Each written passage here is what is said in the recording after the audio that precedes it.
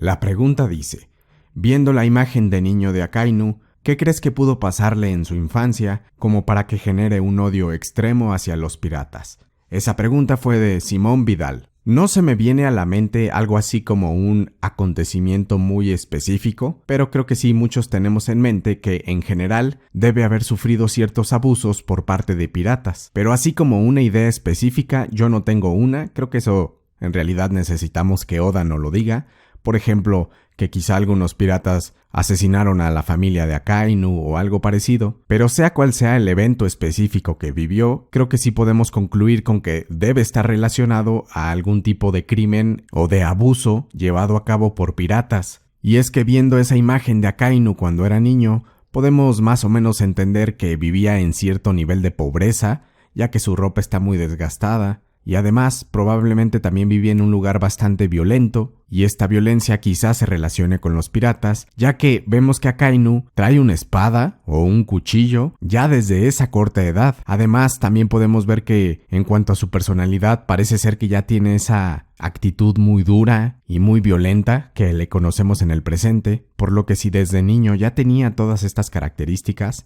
armas, violencia y furia, probablemente la isla en la que creció era un lugar dominado por piratas o que constantemente era atacado por piratas, y esto encajaría muy bien con que Akainu dedicó su vida a erradicar ese problema de los piratas. Esta pequeña imagen puede ser bastante importante y en general yo creo que el personaje de Akainu es uno de los más importantes, ya que su pasado nos puede ayudar a entender que los piratas como Luffy en realidad son una excepción en el mundo de One Piece, y que miles de otros piratas son criminales bastante peligrosos y no son buenas personas como lo muestra Luffy, Shanks, entre algunos otros. Y es que al final del día creo que Oda sí nos tiene que dar a entender que los piratas no son los héroes de la historia, ni son la solución eterna para los problemas que ha vivido el mundo y para conseguir un mejor balance en este mundo de One Piece, sino que son una consecuencia del control autoritario y extremo del gobierno mundial, y en realidad la moralidad que se puede esperar de este mundo pirata es mucho más común a la que vimos en las tripulaciones de Kaido, de Big Mom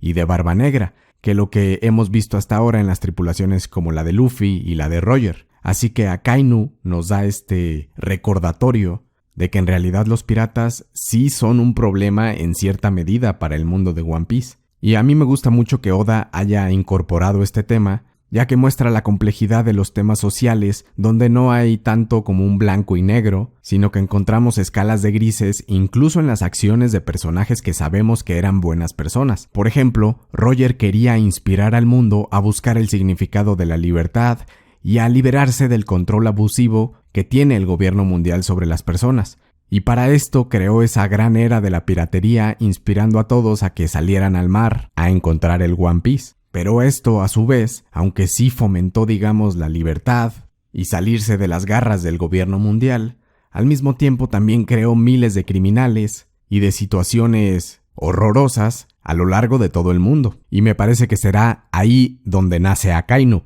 entre esos abusos de parte de la gran era de la piratería. Akainu probablemente fue víctima de esta ola de crimen y ahora, como consecuencia a las acciones de Roger, que ya habían sido una consecuencia a las acciones del gobierno mundial, Akainu dedicó su vida a derrotar a los piratas, pero Akainu decidió usar unos métodos muy extremos y muy violentos, y esto a su vez creó otras consecuencias opuestas, en donde muchas personas ya no confían en la marina, o incluso algunos piratas le están declarando la guerra directamente a la marina, como vemos en el caso de Cross Guild, y de los mismos ciudadanos que viven en gran pobreza y que están dispuestos a asesinar a marinos para salvar a sus familias. Toda esta ola de causas y efectos son bastante bien llevadas por Oda y me gusta que sí les dé coherencia para recordarnos que no todo será tan sencillo, especialmente cuando hablamos de temas sociales, en donde para que alguien se beneficie o para que un grupo se beneficie, siempre se necesitará que se le quiten ciertas ventajas o ciertas cosas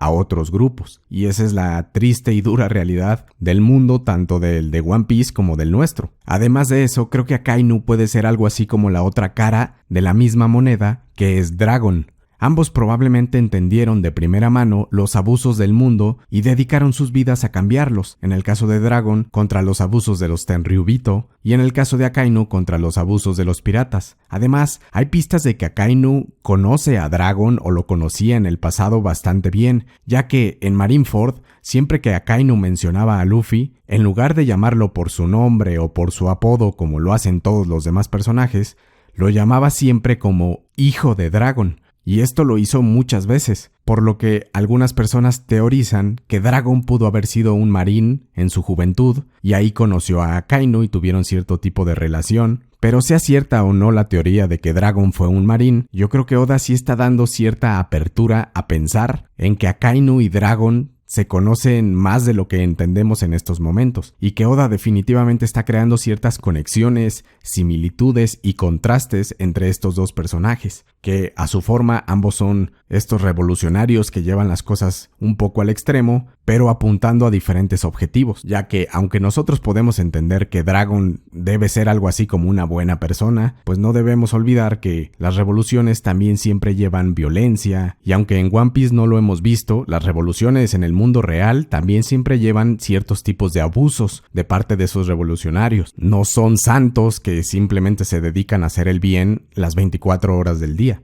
Entonces me parece que sí hay interesantes conexiones entre Dragon y Akainu. También será importante entender que la marina sí es necesaria en el mundo de One Piece, incluso si derrotan a los Tenryubito, pero al mismo tiempo entendiendo que la marina puede corromperse y volverse un problema, y Akainu probablemente será el mejor ejemplo de esto, de que incluso personas con buenas intenciones para derrotar a los criminales o a los piratas pueden volverse ellos mismos un terror más grande que los mismos criminales que persiguen. Aunque en mi opinión, y ya lo he dicho esto en algunos videos relacionados a Akainu, para mí Akainu no es pura maldad y pura violencia como muchos lo quieren pintar. De hecho, hay muchos momentos en que se muestra un Akainu más reflexivo, más paciente, y que se ha visto que sí tiene intenciones, digamos, positivas, pero que obviamente al final tiende a usar métodos bastante extremos. Y de hecho, desde que se convirtió en almirante de flota, lo hemos visto mucho más paciente,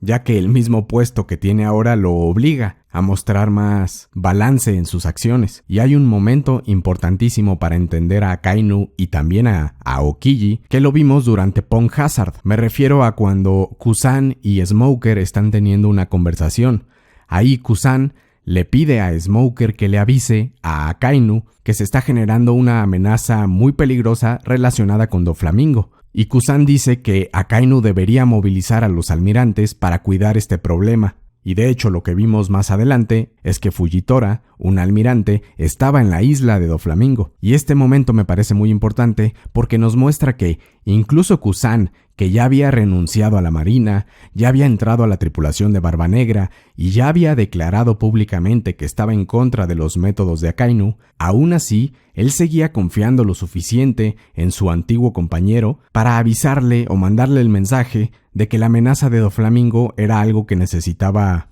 resolverse. Es decir, incluso Kusan entiende que, aunque Akainu tiene métodos inaceptables hablando moralmente, sus intenciones de ser un buen marín y de combatir a los criminales del mundo como Doflamingo son honestas y a veces hasta necesarias en ciertas ocasiones, como el caso de Doflamingo, que era un criminal muy peligroso, pero al mismo tiempo tenía conexiones con el gobierno mundial, con el Shichibukai, con los Tenryubito, y eso lo hacía en muchas formas como un criminal intocable. Y ahí se vio que estos personajes como Akainu y Fujitora, que están dispuestos a, en cierta forma, saltarse la autoridad del gobierno mundial, fueron necesarios para lidiar con un criminal como Doflamingo. Y es que Akainu, aunque muchas veces se dice que es el perro del gobierno y que obedece absolutamente todo, en realidad esto también hemos visto que no es así. Él es un perro que obedece, pero su propia justicia absoluta. Y si ésta se desvía de lo que está diciendo o haciendo el gobierno mundial, Akainu ha demostrado que puede incluso plantarle cara al Gorosei. Con todo esto en mente, me parece que esa imagen de Akainu siendo un niño que mencionas sí será muy importante, y que todas estas ideologías y acciones de este personaje estarán conectadas de alguna forma a esa infancia dura que parece haber vivido. Esperemos que Oda alguna vez sí nos hable un poco más de la infancia de estos almirantes. Yo ya teorizaba desde hace muchos años que los almirantes, especialmente Akainu y Aokiji, tendrían muchísimo más peso de lo que parecía al principio de la historia. Y me da gusto que sí se esté cumpliendo esto, porque de verdad tenían potencial de ser de los mejores personajes de la historia, y ahora estamos viendo ya más de ese desarrollo de Kusan, por lo que creo que sí podemos esperar que tarde o temprano veremos mayor complejidad sobre el personaje de Akainu. ¿Ustedes qué piensan de este personaje? Déjenme su opinión en los comentarios, y les agradezco por ver este video.